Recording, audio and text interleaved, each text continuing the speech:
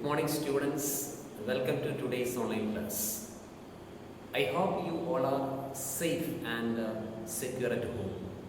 Dear children, maintain social distancing and stay vigilant.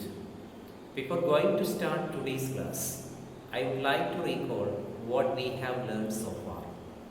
You know that it is a story of two brothers. The elder brother is hardworking, but unfortunately, he failed in his exams. At the same time, the younger one, he is not at all studious, but he secured first position in the class. However, the younger one later understands that bookish knowledge won't do big things in one's life.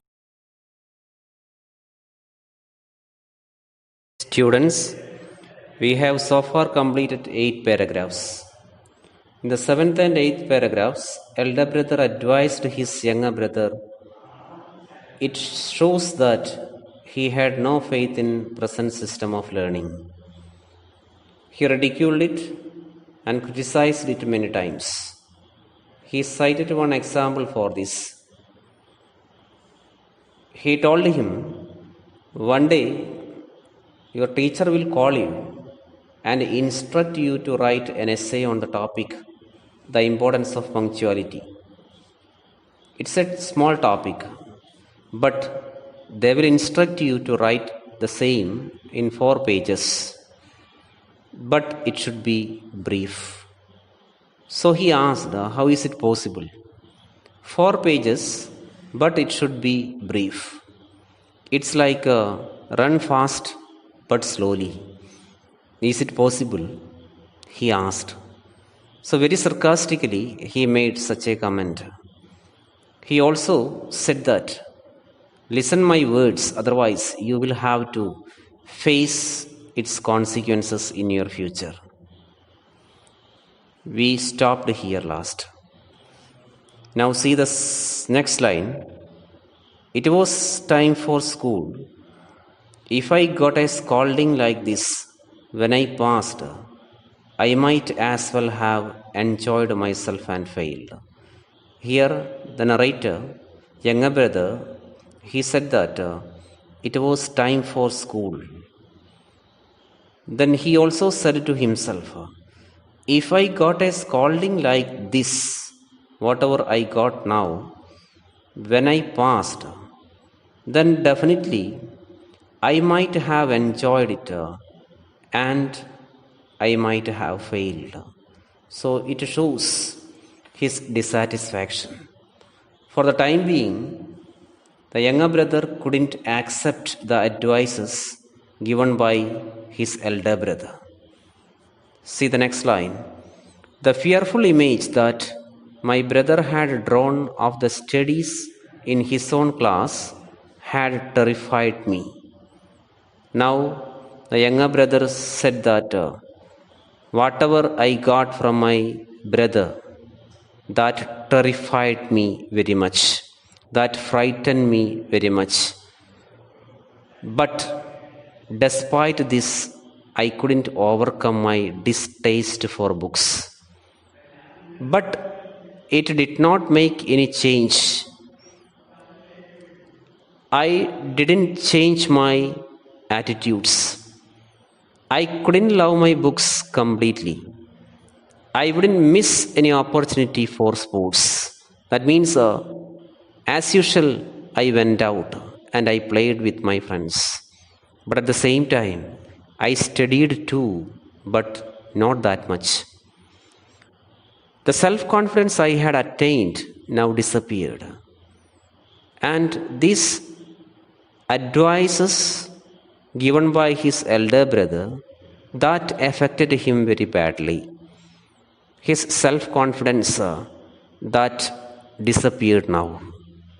And I was obliged, that means I am supposed to live like a malefactor. Malefactor meaning a person who did something wrong. So I was supposed to live like a person who committed some mistakes.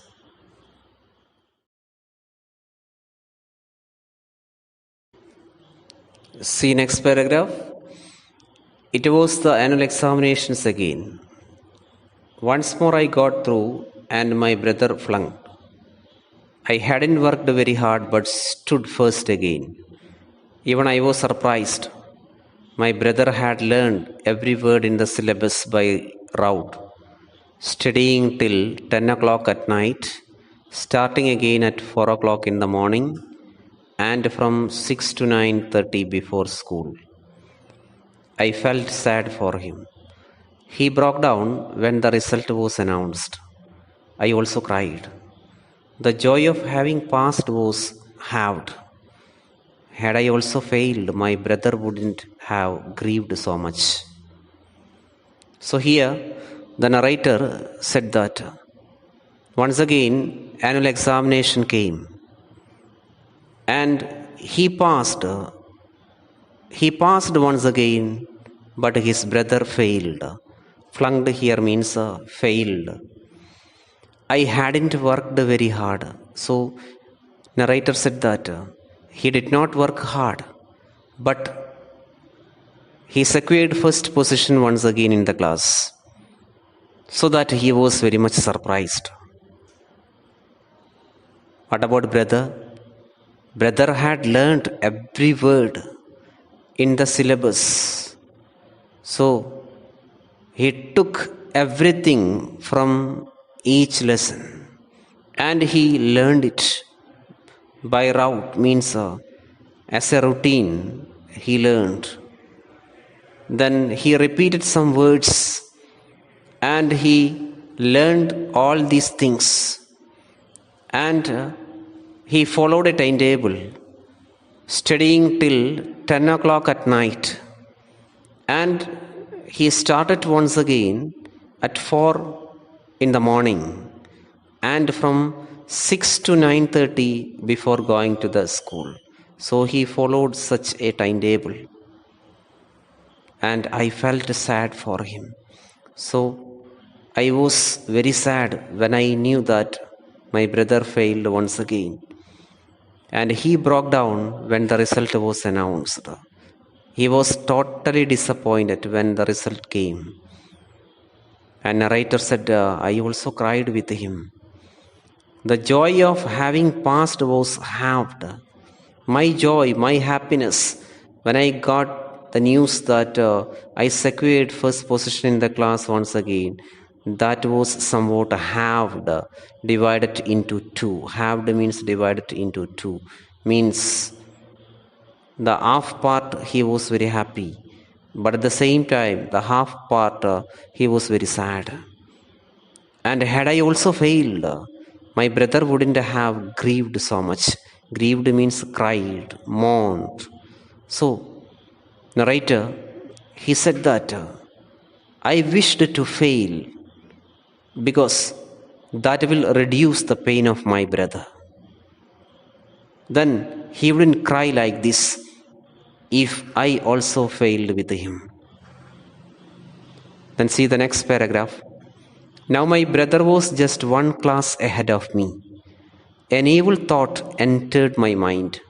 Suppose he failed once again. He would lose the high ground to humiliate me. But I wrenched this despicable idea out of my heart.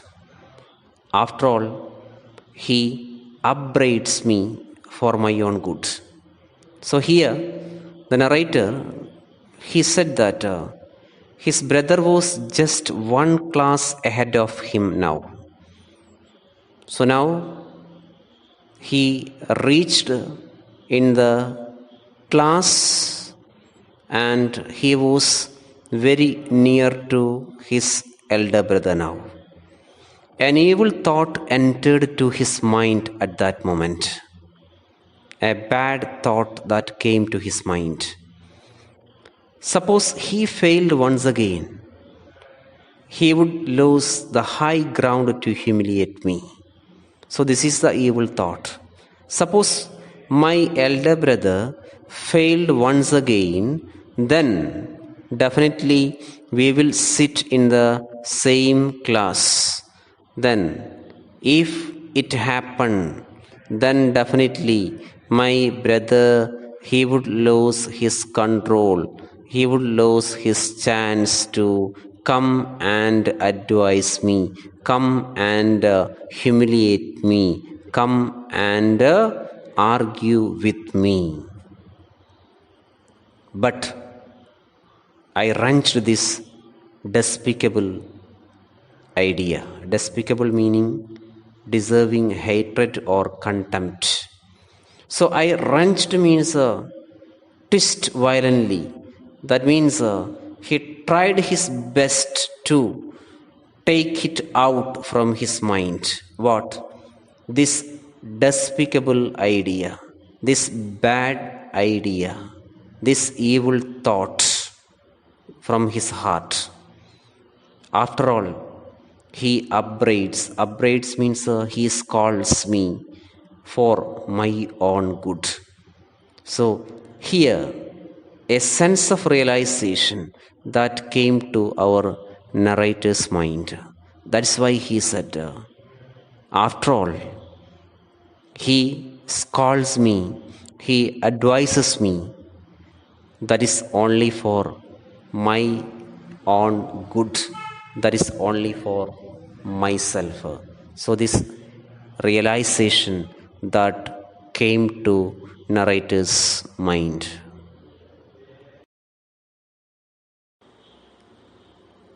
Students, see next paragraph. My brother had softened down a bit.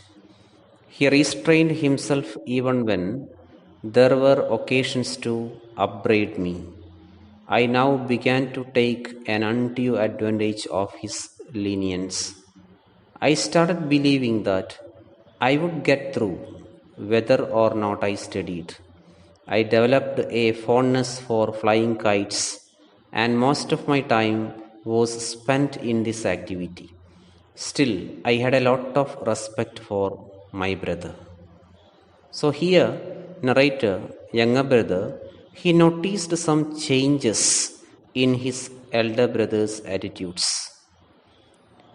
He restrained, elder brother controlled himself, even when there were some occasions to scold his younger brother. So that was a change noticed by our narrator. Elder brother controlled himself many times. And I now began to take an undue means excess advantage of his lenience. Now he started to enjoy the leniency from his brother.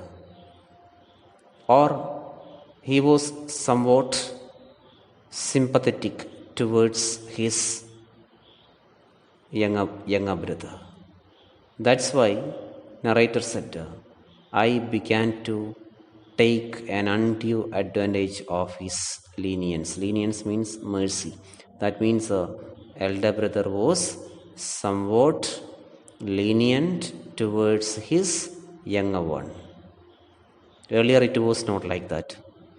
I started believing that I would get through. I would get through means I would pass, whether or not I studied, because it happened many times. So that he regained his self-confidence once again. I developed a fondness means likeness for flying kites. He was very much interested in that activity. That's why he came out from his hostel. Most of my time was spent in this activity. He spent his time in this particular activity. Still, I had a lot of respect for my brother. So, after this sense of realization took place, now this younger brother, he said that he had a lot of respect towards his elder brother. See the next paragraph. One evening, away from the hostel, I was running like mad to capture a free floating kite. So earlier he said he was spending his hours to fly these kites. So one evening he came out from his hostel and he was running behind a free floating kite, and he was just like a mad person to capture it. And my eyes were turned upwards and riveted. Riveted means fixed. So he was running and his eyes were fixed on the air traveler.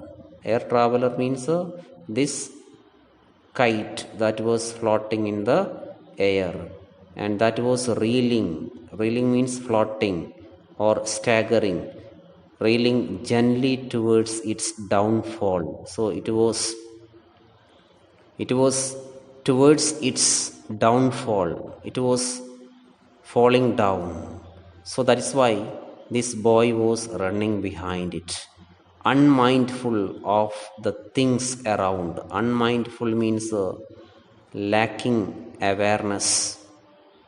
That means he was not thinking about other matters at that moment. He was thinking only about this kite that was floating in the air. All of a sudden, I came face to face with my brother. Suddenly he met his elder brother, and he caught hold of my hand there and shouted, "Aren't you ashamed of running after a 1 paisa kite? You don't seem to care that now you are in class 8, just one class lower than me." So suddenly his brother, he caught his hand and he shouted, and he asked him, "Aren't you ashamed of running after a 1 paisa kite? Why are you running behind this 1 paisa kite? Then you don't seem to care that now you are in class 8, and you forgot that now you are studying in class 8. So behave properly. Now you are somewhat matured, so you should behave in such a way. Then why are you running behind this 1 paisa kite? So just one class lower than me, and now you are just one class lower than me," elder brother said. A man should have some sense of his status. So he also said that a man should have some sense of his status. So it means behave properly. Don't play just like a kid. Now you are in class 8. So that's why everyone they expected such a behavior from you. But why are you behaving like this? What use is intelligence if it destroys your self-esteem? So what is the use of this intelligence if it destroys your self-esteem? Because you already got it. Then what is the use of such a knowledge or wisdom or intelligence? And I am 5 years older to you, and even if you come to the same class as I, and with the present system of examinations, it is quite possible you would be my classmate next year. So I am quite sure that now you are very near to me. You are in class 8 and I am sitting in class 9. And if the system is continuing like this, if the present system of examination is there, then definitely next year you would be my classmate, and even ahead of me the year after. Then you will pass once again, and even God cannot close the 5-year gap between you and me. So even though you are getting chance again and again to sit in higher classes, but you should remember one thing, that even the God cannot close the 5-year gap between you and me. That means I am your elder brother. So respect should be given to elders. So that is the great lesson now this younger brother he got from his elder one. So the elder brother said, even the God cannot close it. And you can pass and you can come and sit in my class, but 5 years gap that should be there, and you cannot ever match my experience of the world and life, even if you become an MA or a DPhil or DLit. That means even if you are getting such high qualifications in your life, MA means Master of Arts, or a DPhil means Doctor of Philosophy, or DLit means Doctor of Literature. So if you are getting such degrees in your future, then at that time also this 5-year gap will be there, and you cannot ever match my experience of the world. So these 5 years, that is very important, and I am that much experienced. I got that much experience from this world.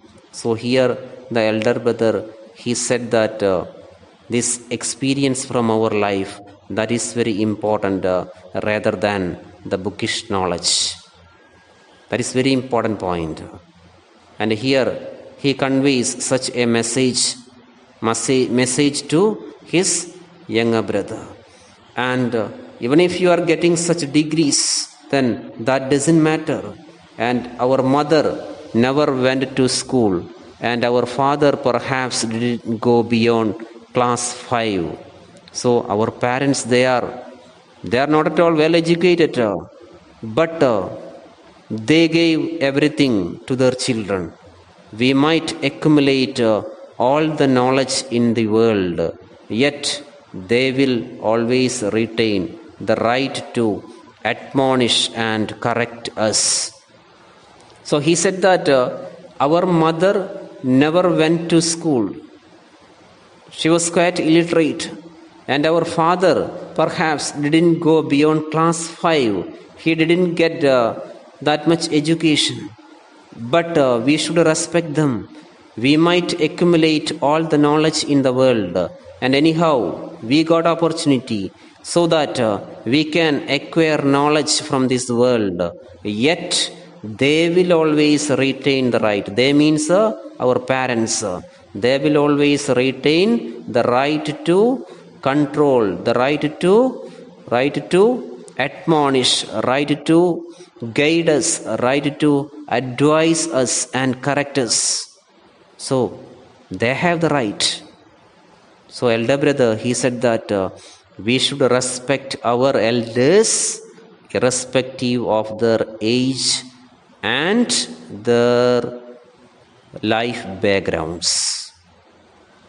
And our parents, they are not at all well educated, but they have the right to control us. And they know 1,000 things that we don't. And they know means these elders, for example, our parents, they know 1,000 things that we don't. That means we didn't get that much knowledge, and they are well experienced, and their life backgrounds, experiences from their life, that molded them, that shaped them. So we have many things to learn from them. So they know 1,000 things that we don't. Our parents, our elders, they know 1,000 things. So forget that you are my equal now and free. So forget that you are my equal now and free. Forget that. I won't let you to tread the wrong path. Tread means walk. So I I won't allow you to walk the wrong path, or I won't allow you to choose a wrong path in your life. And if you don't listen, I would even use my hand. And if you don't listen, if you are not listening me, then I would even use my hand. That means I would use my hands to teach you. That means you should listen me, you should follow me, because I am your elder brother. So this is the great lesson that elder brother gave to his younger one.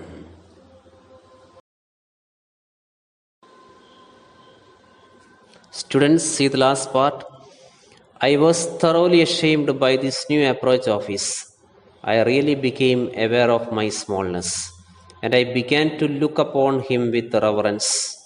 With tearful eyes, I said, "Not at all. You have every right to say it." My brother embraced me and said, "I won't have stopped you from flying kites. I too long to fly them. But if I were myself to tread the wrong path, how would I stop you? Duty weighs upon my head." So now, our younger brother, he realized that his elder brother loved him sincerely. That's why he said, "I was thoroughly ashamed by this new approach of my elder brother, and I really became aware of my smallness. Now I could understand that I am nothing, and I began to look upon him with reverence. I started to respect him." With tearful eyes, I said, "Not at all. You have every right to say it." So he started to cry, and he said to his elder brother that, "Brother, you have the right to advise me. You have the right to control me. You have the right to guide me." My brother embraced me. My brother, he kissed him and said, "I won't have stopped you from flying kites. So I won't stop you now. And I too long to fly them. And I also wished to do the same. But if I were myself to tread the wrong path, if I am choosing the wrong path, then how would I stop you? Or how would I control you? Or how would I advise you? Because I am your elder brother. So I want to control you. That's why I am always behind you. Don't misunderstand me, because duty weighs upon my head. I have that much responsibilities, and I have that much things in my head, and I want to lead you in such a good way, or I want to give you such a good path in your life. That's why I am always behind you." By chance, just at that very moment, a kite came floating over our heads. Suddenly, younger brother, he noticed that a kite that came floating over their heads, and the end of its string was hanging just above us. That was dangling just above us. The string of that kite was just hanging just above them. My brother jumped and caught hold of the loose end of the kite string. Suddenly, elder brother, he jumped and he caught the string of that kite, and then he ran at top speed towards the hostel, and I ran behind him. So both of them, they ran towards their hostel, and still elder brother, he caught the string of that kite and both of them ran towards their hostel. So both of them, they were very happy, and younger brother, he learned a very good lesson from his elder brother, and he started to respect him sincerely, and they ran towards their hostel. So this is the end of the story. Okay, is it clear? Then the story gives a message. Even though many people are not highly qualified in terms of degrees, they look after their home and take care of their children.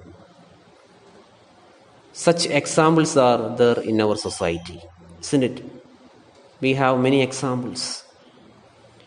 And it also advocates a sane idea that lays stress on experience in real life rather than bookish knowledge. High rank in examination won't do great things in practical life. So the backing of true life experiences will enable us to turn to the proper path, and it only can make us to take a quick decision and sudden action. So life experiences are very important rather than bookish knowledge. Okay.